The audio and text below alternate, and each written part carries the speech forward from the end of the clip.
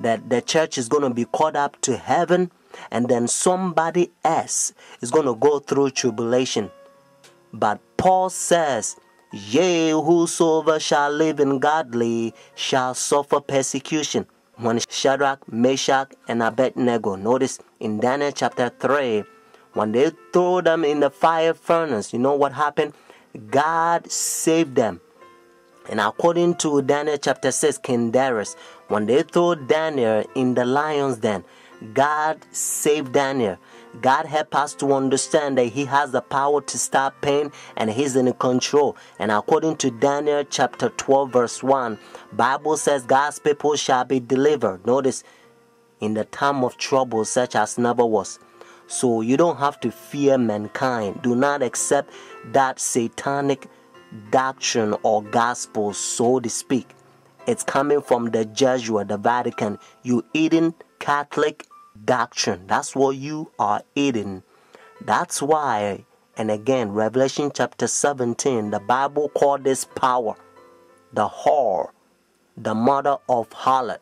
Means if this power is a mother, notice, that means that this power has a daughters. It's a Sunday churches that they accept their sun worship day. That's why it's Sunday. And watch even the spellings, you find out that's what it is. So friends, Jesus Christ is coming. Whether you go to church or not, friends, take a stand now. Saturday is the biblical day, the Sabbath, because God knows that in the end, the devil's going to make a lot of people forget the day.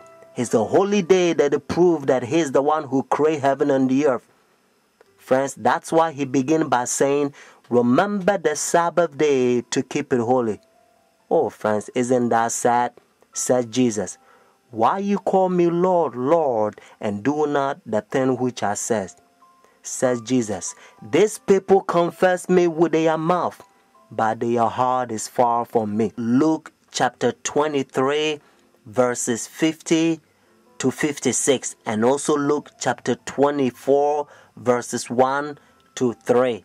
In order for you to understand, you have to know that the Bible says all things was made by Him. So Jesus Christ created this world 6 days, and the 7th day He rested, according to Genesis chapter 2, verses 1 to 3. And then when Adam and Eve, they sinned, redemption, He came and He died for us. Friday on the cross, Jesus Christ, He says it is finished. And then He rested on the Sabbath day. Notice when the sun was going down, Friday evening, they buried Jesus Christ. So the early day in the morning, notice, according to Luke chapter 24, verses 1 to 3, Jesus Christ rose on Sunday. So Jesus Christ kept the Sabbath after the creation, and He kept the Sabbath after redemption. It's a beautiful thing if you understand. That's what biblical Sabbath is all about. And now look how they're uniting their churches. Notice Sunday churches to so-called the mother of the church. They are ecumenical unity. Your Holiness, may I present Archbishop Kayang Barsamian, Primate of the Eastern Diocese of the Armenian Church in America. According to ecumenical protocol, the Eastern Orthodox would be first in order, as they are, of course, first in priority in the Catholic Church's ecumenical responsibility. May I present Archbishop Yichen Akachi, the legate and ecumenical officer of the Eastern Diocese of the Armenian Church in America and president of the National Council of Churches in the United States.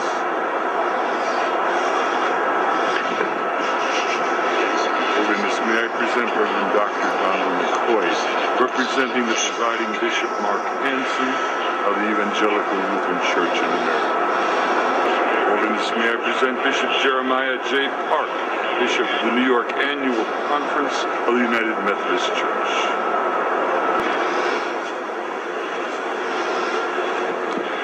Your Holiness, may I present Reverend Wesley Granberg Michelson, the General Secretary of the Reformed Church in America.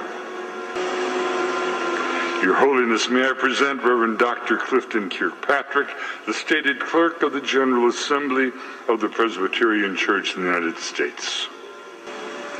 Your Holiness, may I present Reverend Dr. William J. Shaw, President of the National Baptist Convention, United States. Your Holiness, may I present Bishop James Leggett, General Superintendent of the International Pentecost Holiness Church.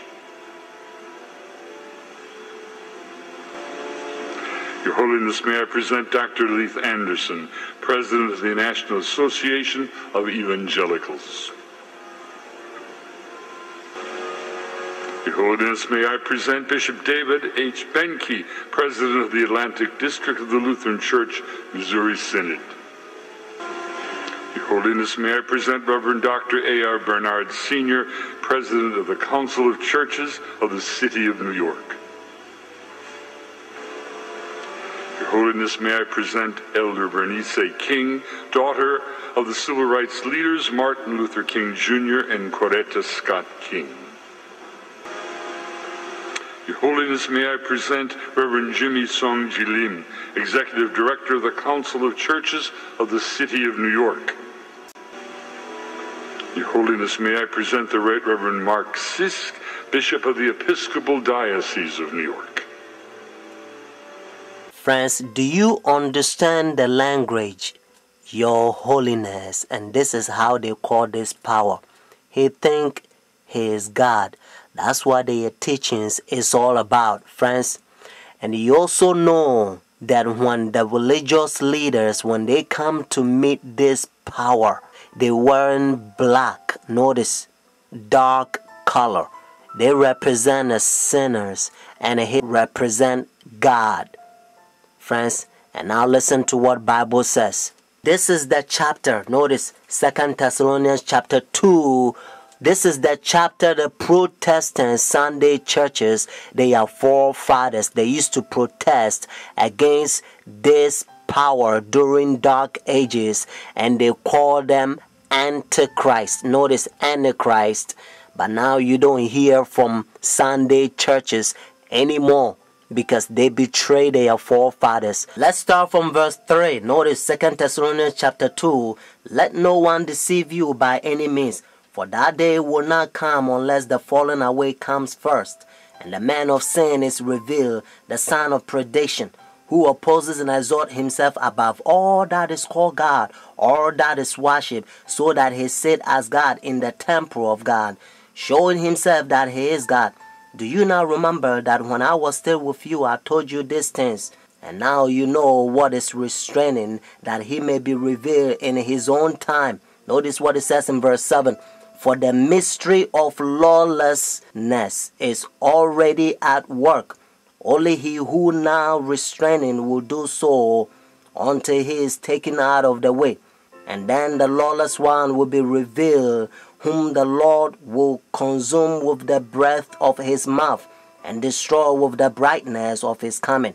The coming of the lawless one is according to the working of Satan with all power, signs and lying wonders, and with all unrighteousness, deception among those who perish, because they do not receive the love of the truth, that they may be saved. Friends, I urge you to call this number and order your own book. And the name of the book is The Great Controversy. Notice, The Great Controversy. And by the grace of God, you're going to become a better Christian.